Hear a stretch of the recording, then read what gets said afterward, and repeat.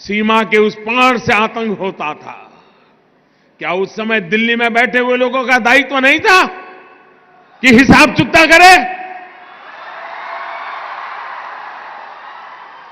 भाइयों बहनों, ऐसे ऐसे चीजें मेरे दिल में पड़ी हुई है।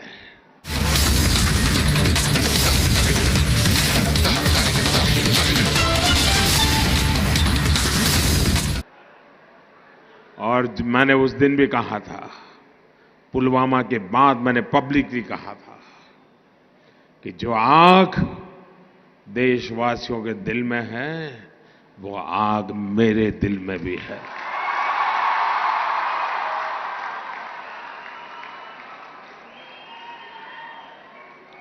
अगर उस समय सरकार में दम होता तो अहमदाबाद की सिविल अस्पताल में निर्दोषों की जान लेने वालों को वहां जाकर के भी हिसाब चुकता कर देते। भाई, मुंबई में 26/11 हुआ,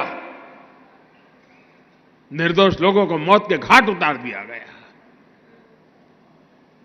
और हम कुछ दिन के बाद चलो अब ठीक हो गया, सब लोग काम पे लग गए।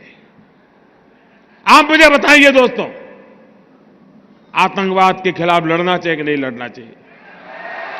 आतंकवाद को जड़ मूल से उखाड़ना चाहिए कि नहीं उखाड़ना चाहिए? आप मुझे बताइए, कौन पार्टी है जो ये काम कर सकती है? ईमानदारी से बताइए, कौन कर सकता है?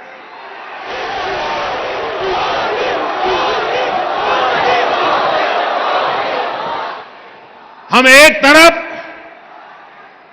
गलत करने वालों को सजा दे रहे हैं, तो वहीं ईमानदारी से काम करने वालों का सम्मान भी कर रहे हैं। और भाइयों बहनों, मैं आज अहमदाबाद की धरती पर आया हूं और सिविल अस्पताल में आया हूं, तो वो दृश्य मैं भूल नहीं सकता हूं। और इसलिए मैं आपको कहना चाहूंगा, 7वें पाताल में होंगे उनको भी मैं छोड़ने वाला नहीं हूं।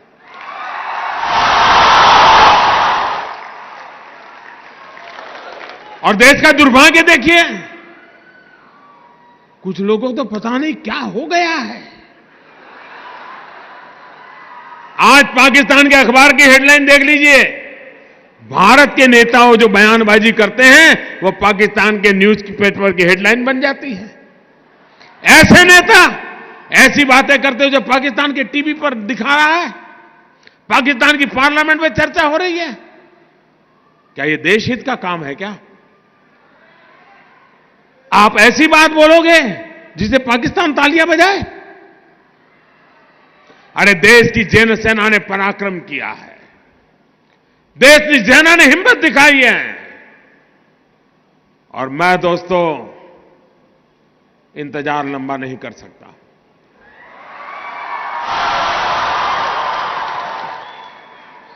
चुन चुन करके हिसाब लेना ये मेरी फितरत है।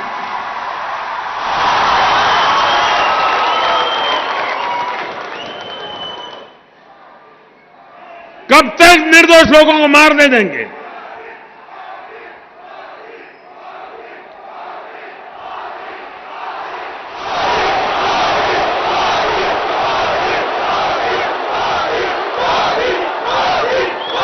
आप दोस्तों बताइए मुझे, आपको हमारे देश की सेना पर भरोसा है?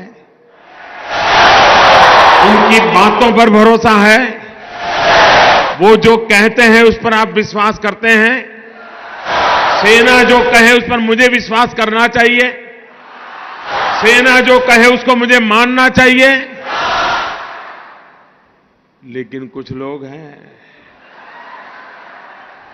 जिनको सेना की बात भी पसंद नहीं थी। अरे मोदी की बात मत मानो भाई, मैं नहीं कहता हूं मेरी बात मानो, कम से कम सेना पर तो अविश्वास मत करो।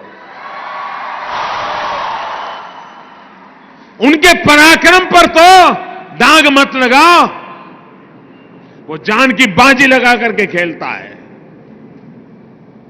वो देश के लिए मर मिटने के लिए निकलता है और सफल होकर के आता है, तो आपकी नींद हराम हो जा रही है।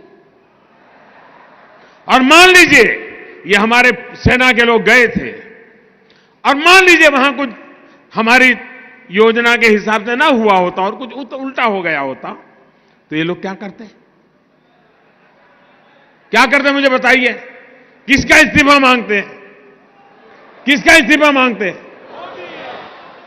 क्यों भाई?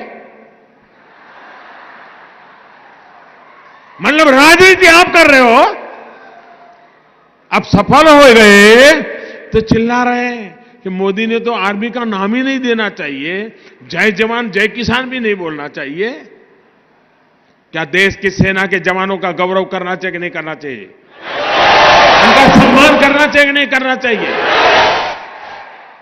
देखिए इनके पेट में दर्द हो रहा है।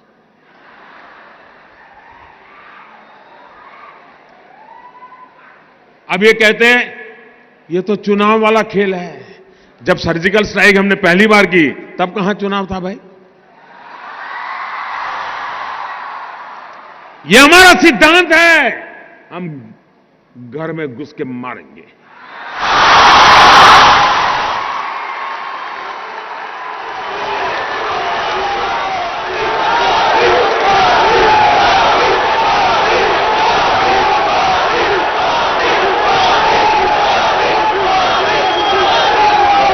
कोई देश ऐसी असहाय अवस्था में नहीं रह सकता है।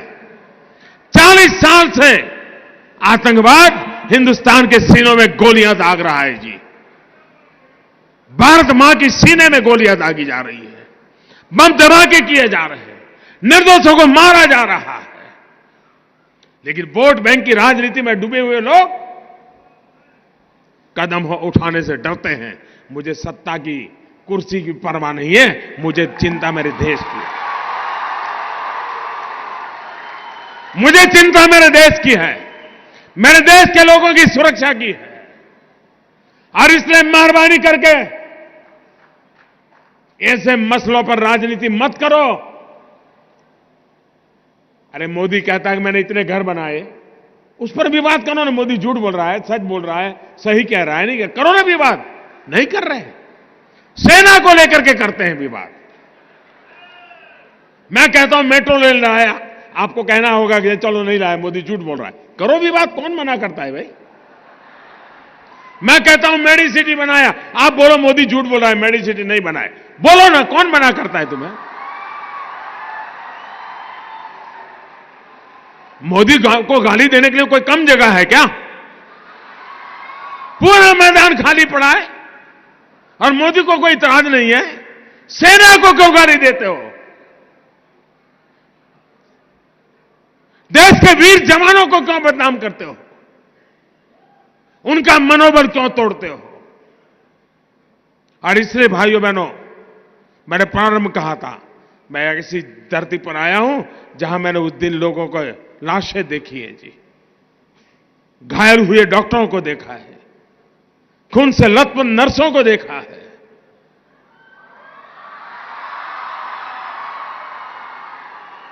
इसलिए मैंने कहा था मैं यहां आया हूं, खुल करके बोलूंगा।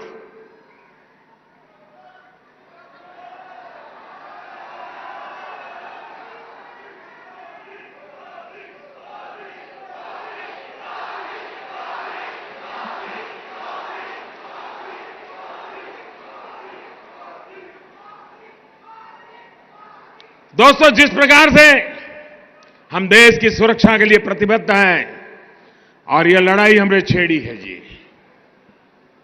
या मान के चलिए हम देश हित में जो भी आवश्यकता होगा उसको करना हमारी प्राथमिकता रहेगी। मैं देश को विश्वास दिलाना चाहता हूं।